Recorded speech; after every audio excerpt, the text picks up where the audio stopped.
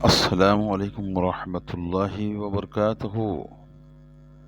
آئیے آقا انعامدار رسول کریم، دونوں جہاں کے مالک، سرور کائنات، نور نظر، ہمارے آپ کے نبی، اللہ کے پیارے حبیب حضرت محمد مصطفیٰ صلی اللہ علیہ وسلم پر درود شریف کا نذرانہ پیش کرتے ہیں۔ اللہم صلی علی سیدنا محمد وعلی آلہ سیدنا محمد وبارک وسلم۔ اللہ حضور کے صدقے طفل میں ہم تمام کی حاجتوں کو پورا فرمائے، ہماری زندگیوں میں برکت عطا فرمائے اور ہم کو ایک صحت یابی زندگی، حضور کے بتائے ہوئے سنت پہ چلنے کی زندگی عطا فرمائے، آمین ثم آمین۔ ہمارا جو کنٹینیو موضوع چل رہا ہے، اب تیسرا چیپٹر آداب لباس، اس کو کنٹینیو کرتے ہوئے ہم آگے بڑھتے ہیں انشاءاللہ تعالی۔ اگر کچھ دماغ میں ذہن بات آئی ضروری تو وہ بھی آپ سے آخر میں شیئر کروں گا، آپ سماعت فرمائیے۔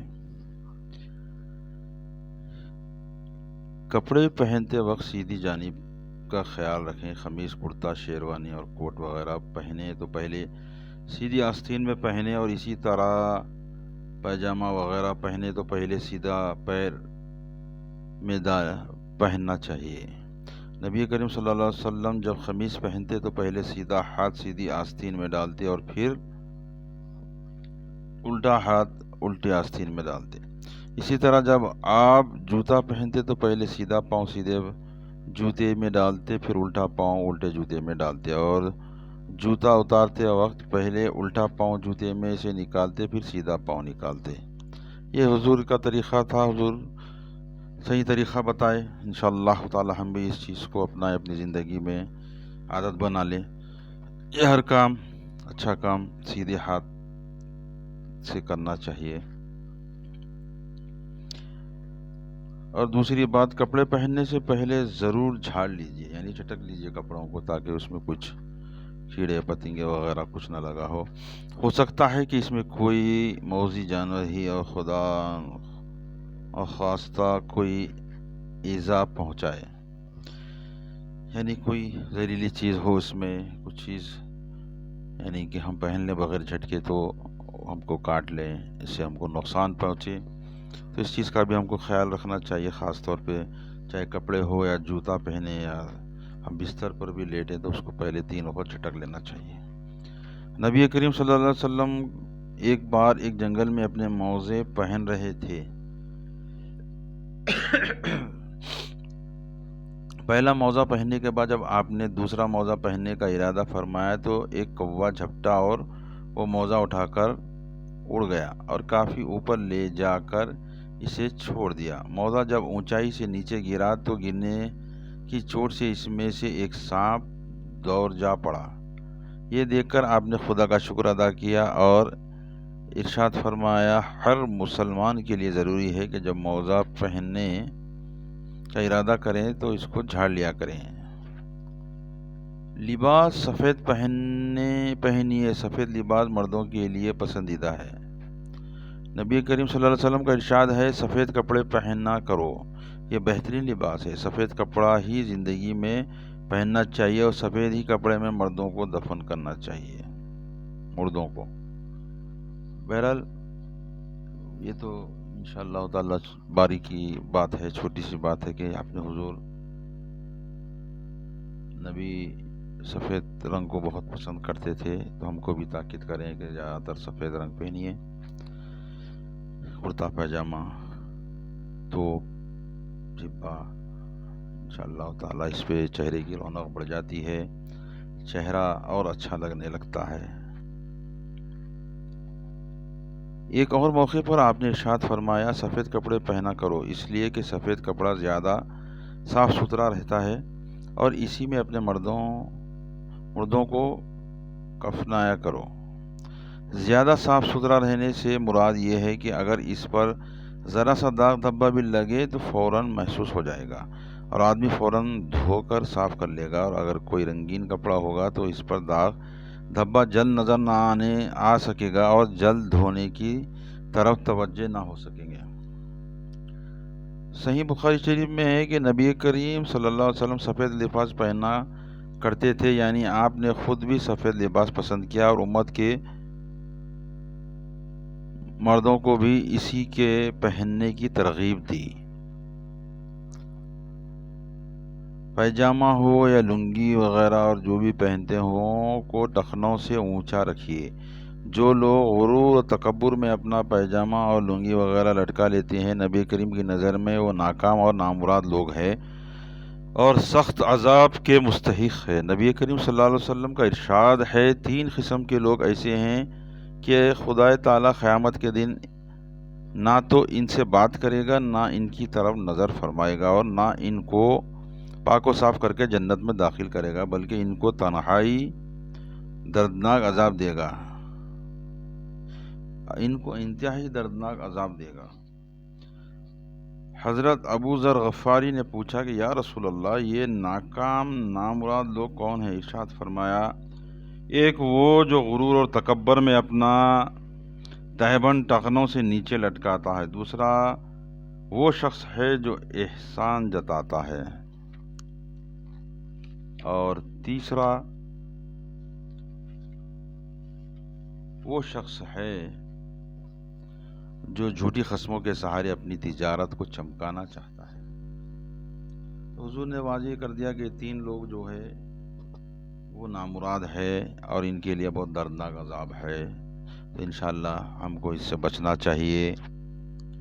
حضرت عبید بن خالد اپنا ایک واقعہ بیان فرماتے ہیں کہ میں ایک بار مدینہ منورہ میں جا رہا تھا کہ میں نے اپنے پیچھے سے یہ کہتے سنا، اپنا تہبند اوپر اٹھا لو کہ اس سے آدمی ظاہری نجاست سے بھی محفوظ رہتا ہے اور باطنی نجاست سے بھی۔ بہرحال صحیح بات ہے، اگر جتنا لمبا لباس ہوگا اتنا زمین پر لڑے گا اور اس کو اتنے جو ہے سو ضرورت میں گری پڑی ہوئی گندی چیزیں لگنے کی ہے، جس سے آپ کی نماز نہیں ہوتی، کپڑے گندے ہو جاتے ہیں، اس لیے ٹخنوں سے اوپر تک پہننے کی تاکید فرمائی ہے۔ میں نے گردن پھیر کر جو دیکھا تو نبی کریم صلی اللہ علیہ وسلم تھے۔ میں نے عرض کیا، یا رسول اللہ، یہ تو ایک معمولی سی چادر ہے، بھلا اس میں کیا تکبر اور غرور ہو سکتا ہے؟ نبی کریم صلی اللہ علیہ وسلم نے ارشاد فرمایا، کیا تمہارے لیے میری انتباہ ضروری نہیں ہے؟ میں نے نبی کے الفاظ سنے تو فوراً میری نگاہ آپ کے تہبند پر پڑی۔ میں نے دیکھا کہ آپ کا تہبند نصف پنڈلی تک اونچا تھا۔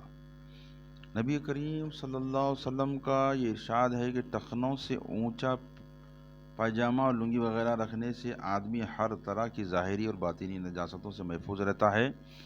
بڑا ہی معنی خیز ہے۔ اس کا مطلب یہ ہے کہ جب کپڑا نیچے لٹکے گا تو راستے کی گندگی سے میلا اور خراب ہوگا، پاک صاف نہ رہ سکے گا، اور یہ بات ذوق طہارت و نظافت پر نہایت گرا ہے۔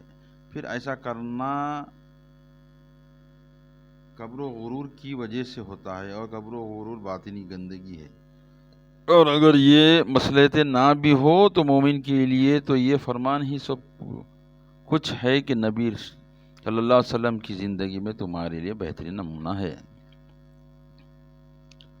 اور ابو داؤد کی حدیث میں تو آپ نے اس کی بڑی لرزہ خیز سزا بیان فرمائی ہے۔ آپ نے فرمایا، مومن کا تہبند آدھی پنڈلی تک ہونا چاہیے اور اس کے نیچے ٹخنوں تک ہونے میں بھی کوئی مضائقہ نہیں ہے، لیکن ٹخنوں سے نیچے تہبند کا جتنا حصہ لٹکے گا وہ آگ میں جلے گا، اور جو شخص غرور اور گھمنڈ میں اپنے کپڑے کو ٹخنے سے نیچے لٹکائے گا، قیامت کے دن خدا اس کی طرف نظر اٹھا کر بھی نہ دیکھے گا۔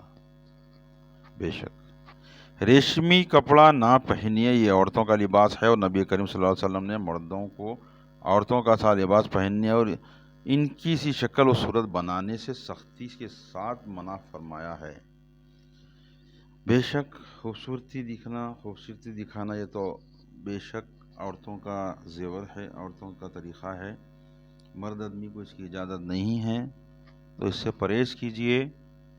حضرت عمر فاروق رضی اللہ تعالیٰ عنہ فرماتے ہیں کہ نبی کریم صلی اللہ علیہ وسلم کا ارشاد ہے، ریشمی لباس نہ پہنو کہ جو اس کو دنیا میں پہنے گا وہ آخرت میں اس کو نہ پہن سکے گا۔ ایک بار نبی کریم صلی اللہ علیہ وسلم نے حضرت علی سے فرمایا، اس ریشمی کپڑے کو پھاڑ کر اور اس کے دوپٹے بنا کر ان فاطماؤں میں تقسیم کر دو۔ اس سے یہ بھی معلوم ہوا کہ خواتین کے لیے ریشمی کپڑا پہننا پسندیدہ ہے، اس لیے آپ نے حکم دیا کہ خواتین کو دوپٹے بنا دو، ورنہ کپڑا تو دوسرے کاموں میں بھی آ سکتا ہے۔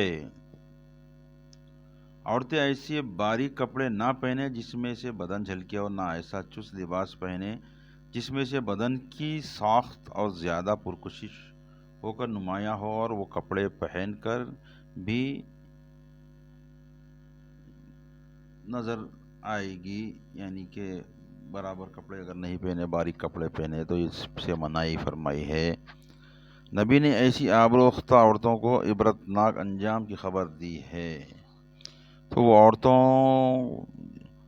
وہ عورتیں بھی جہنمی ہیں جو کپڑے پہن کر بھی ننگے سر ننگی رہتی ہے، دوسروں کو رجھاتی ہے اور خود دوسروں پر رجھتی ہے۔ ان کے سرناس سے بختی اونٹوں کے کوہانوں کی طرح ٹیڑھے ہیں۔ یہ عورتیں نہ جنت میں جائیں گی، نہ جنت کی خوشبو پائیں گی۔ درد حال کی جنت کی خوشبو بہت دور سے آتی ہے۔ بہرحال انشاءاللہ تعالیٰ یہ چند باتیں تھیں،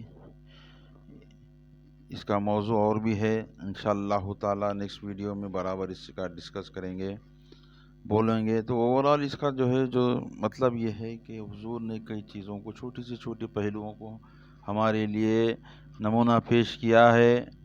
ہم اس کو سن کر، اس کو سمجھ کر انشاءاللہ تعالیٰ اپنی زندگیوں کو اس میں شامل کر حضور کی سنتوں کی پیروی کر سکیں گے اور اپنی زندگیوں کو آسان بنائیں گے۔ حضور بالکل سادہ سیدھا زندگی کو پسند کرتے تھے، سادہ سیدھا لباس کو پسند کرتے تھے، سادے سیدھے طریقے سے رہنا پسند کرتے تھے۔ تو ہم کو بھی چاہیے کہ ہماری زندگیوں کو بالکل سادہ سیدھا طریقے سے گزارنا، کیونکہ ہم فخر سے بولتے ہیں کہ ہم ایسے حضور کی امتی ہیں جن کا نمونہ ہمارے لیے ایک ایک پوائنٹ، ایک ایک بات ہمارے سامنے ہے۔ تو انشاءاللہ تعالی ہم یہ عہد کر لیں، ارادہ کر لیں، عزم کر لیں کہ ہم زندگی میں ان چیزوں کو اتار لیں اور ہماری زندگیوں کو بالکل ہی آسان فرمائیں۔ ایک اہم بات یہ بولنا چاہ رہا تھا کہ میں نے کہا تھا کہ ویڈیو کے آخر میں کہوں گا کہ اپنے روزانہ کے عمل میں یہ شامل کر لیجئے کہ ہم فجر نہ چھوڑیں، ہم فجر پڑھیں، باجماعت پڑھیں فجر، اور فجر کے بعد سورہ یاسین کی تلاوت ضرور کریے۔ انشاءاللہ تعالیٰ اس کی برکت سے زندگی بہت آسان ہو جائے گی، اللہ کی حفاظت میں آ جائے گی۔ ہمارے حضور کا، نبی کریم کا عمل یہ تھا کہ آپ فجر کے بعد سورہ یاسین اور سورہ فجر پڑھا کرتے تھے، بعد ظہر سورہ فتح پڑھتے تھے، بعد عصر سورہ نباہ، اور بعد مغرب سورہ واقعہ۔ جو آدمی بعد مغرب کی نماز کے بعد سورہ واقعہ پڑھنے کی عادت ڈالتا ہے، اس کے گھر میں کبھی فاقے نہیں ہوتے، وہ کبھی محتاج نہیں ہوتا۔ اور بعد عشاء ضرور پڑھیے سورہ سجدہ اور سورہ ملک۔ انشاءاللہ تعالیٰ ایک بار سورہ ملک کی بھی امپورٹنس کو ہم بیان کریں گے، چھوٹی سی ویڈیو اس پر بھی بنائیں گے کہ سورہ ملک کی کیا فضیلت ہے، اس کی اہمیت کیا ہے، یہ ہم کو کب اس کا فائدہ ہوگا، کب اس کا اثر ملے گا ہم کو۔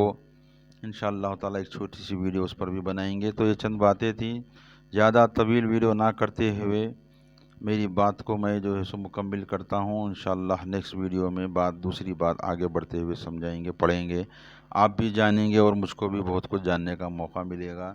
تو اللہ تعالیٰ ہم کو ان باتوں کو سمجھنے کی توفیق عطا فرمائے، ہماری زندگیوں کو آسان کرے، سیدھا سادہ کرے، حضور کے صدقہ طفیل میں۔ ان اللہ و ملائکتہ یصلون علی النبی یا ایھا الذین آمنوا صلوا علیہ وسلموا تسلیما اللہم صلی علی سیدنا محمد وعلی آلہ سیدنا محمد وبارک وسلم۔ بفضل سبحان ربک رب العزت عما یصفون وسلام علی المرسلین والحمد للہ رب العالمین وآخر الدعوانا الحمد للہ رب العالمین. جزاک اللہ خیر.